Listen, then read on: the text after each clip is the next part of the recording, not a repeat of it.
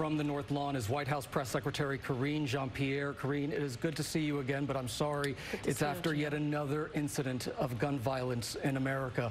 In the wake of yesterday's school shooting, President Biden once again called on Congress to pass an assault weapons ban. But listen, we know that's unlikely to happen right now. And some Republicans believe there's no lack of laws, but a lack of enforcement. What can the White House do right now to take on gun violence in America?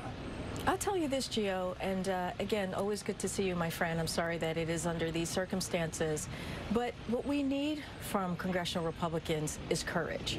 That's what we need. We need them to show some courage at this time of tragedy. And when you are a parent and you get, again, a family's worst nightmare, you hear about your child not making it through their day, through the day at a school where they're supposed to be safe, where teachers are supposed to be able to teach in an environment that's safe. What do you say to those parents? What do you say to those families? You can't say to them there's nothing else that can be done. That's not what their job is as legislators. And here's the thing, Gio, and I think you all understand this very well. The president could do but so much. He has done historic amount of executive actions in his first 2 years, more than any other president before him. And the way government works is that we now need Congress to take action and put legislation before the Congress and get that passed so that the president can sign that into law. Banning assault weapons, we know that works. We know it worked 30 years ago and then we saw gun violence go down. And then when it was sunset, that very piece of legislation, we saw gun violence go up.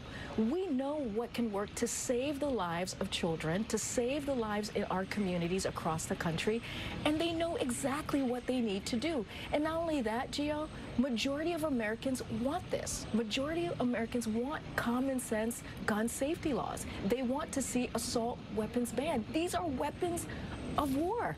We're talking about weapons of war. So the president has done his part. We need Congress to do their part. I think it's safe to say, Karine, that the overwhelming number of parents in this country, they don't care about politics. They just want to find a solution here. They want to find a solution here, and I know that you are included in that.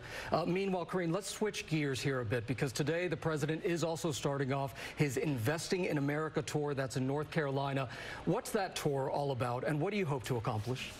Yeah, thank you so much for asking. It is all about investing in America, creating good jobs. This is what the president ran on, how we're going to make sure that we're creating an economy that builds up from the bottom up, middle out, not trickle down, because we know that doesn't work.